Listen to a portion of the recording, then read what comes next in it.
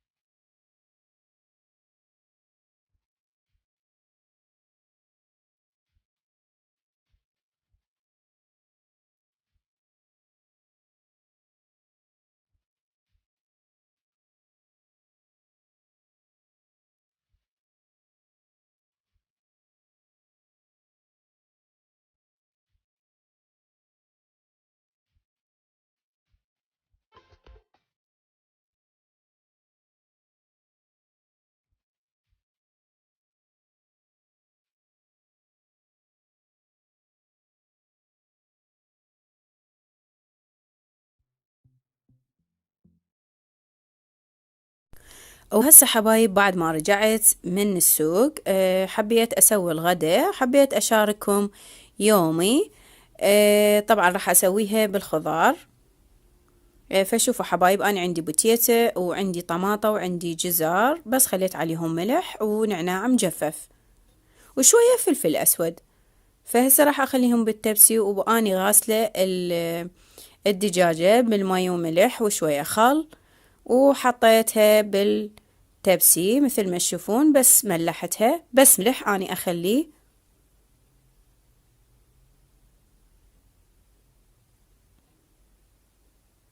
طبعا أنا مشغلة الفرن، درجة الحرارة 200.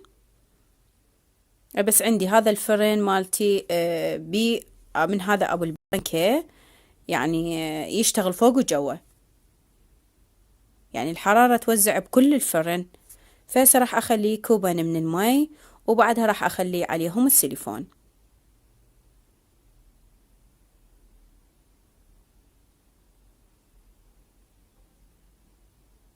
طبعا السيليفون يعني ينطي بخار ويستو يعني شلون تستوي الخضار يستوي. فهسه راح أسوي الزلاطة مثل ما تشوفون. طبعا راح أسويها خشنة لأن هم يحبوها كلش خشنة.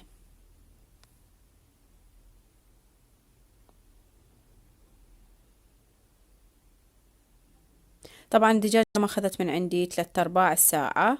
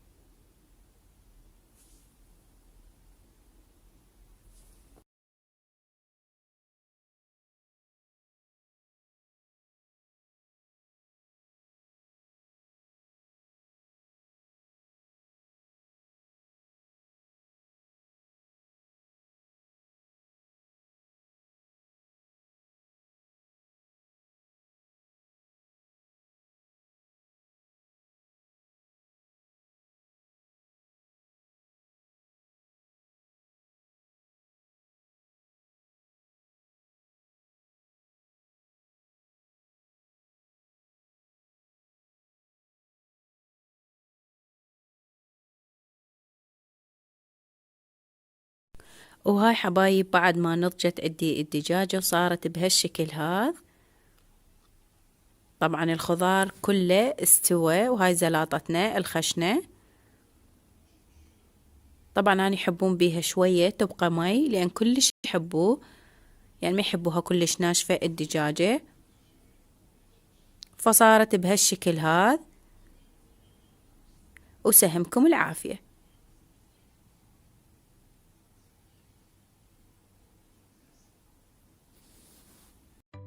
وهسه حبايب بعد ما كملنا العشاء قلت خلي أسوي هشاش.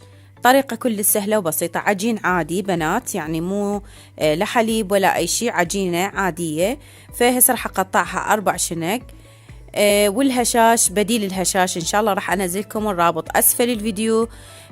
طريقته أم صهيب سوته، واللي بتركيا موجود هنا بكل ماركت، موجود الهشاش موجود.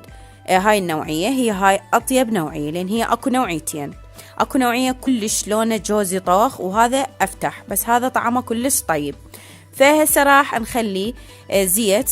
طبعا الزيت مو مقدار، يعني عينك ميزانك، يعني تخففوه كلش وتخلون عليه 4 معالق من الشكر. هسه حبايب بعد ما ارتاحوا عندي ال4 شنق راح أمدهم. أول ما راح أخلي هشاش، وبعدها راح أمدها حتى تصير سهلة عندي. شوفوا بنات، راح أخلي هاي أمد أول شنقة وأخلي عليها شكر هالشكل هذا. كل ما كثرتوا لها شكر كل ما صار طعمها كلش طيب. طبعا بديل الهشاش بنات طعمه كلش طيب ونفس الطعم، يعني ما بي أي فرق.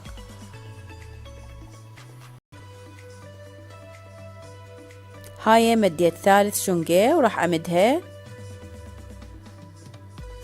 طبعا بعد ما أقطعهم راح أخليهم 5 دقائق هم يرتاحون. بعد ما أبرمهم أخليهم بالتبسي، أخليهم تقريبا 5 دقائق أو 10 دقائق يرتاحون بعد، حتى يعطوني نتيجة. يعني يصير الهشاش يصير يعني كلش هشة، وتصير من الداخل يعني طعمها كلش طيب. احنا كلش نحبه، خاصة يعني بالشتاء كلش طيب. فهسه راح أقطعها بنات. كل ما قطعتوها كلش رفيعة، كل ما صارت شكلها كلش حلو. طبعا انتو بكيفكم الاشكال انتو اللي تريدوها، مثل تبرموها وتسووها دائرية، او انتو بكيفكم شلون تريدوا تسووها، هذا شيء اختياري. بس اني احب هاي الطريقة واخليها بالتبسي بهالشكل هذا، كلش احبها. يعني مريحة وما تتعب. طبعا اني شغلت الفرن درجة الحرارة 200 بس من جوا. بعد ما تنضج من جوا راح ان شاء الله نشغلها من فوق بس تشقر عندي، وبعدها نخليها بالسيليفون حتى الحرارة مالتها يعني تقريبا في الساعة لحد ما تدفى، ونقدمها هالشكل هذا بنات.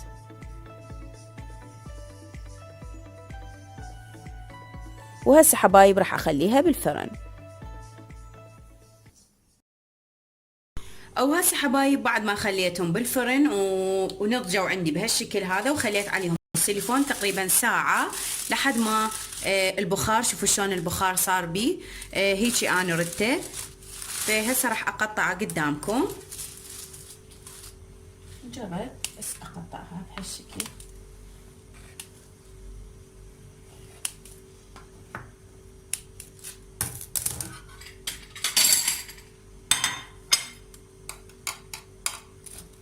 راح اراويكم اياها بنات شلون كلش هشه وتخبل بنفس الوقت.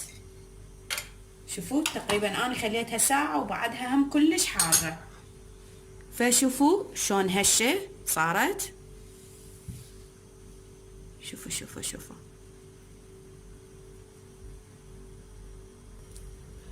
ولهنا حبايب ننهي الفيديو. اتمنى يا ربي عجبكم الفيديو، ولا تنسوني باللايك والاشتراك ودعم للقناة، ومع ألف سلامة.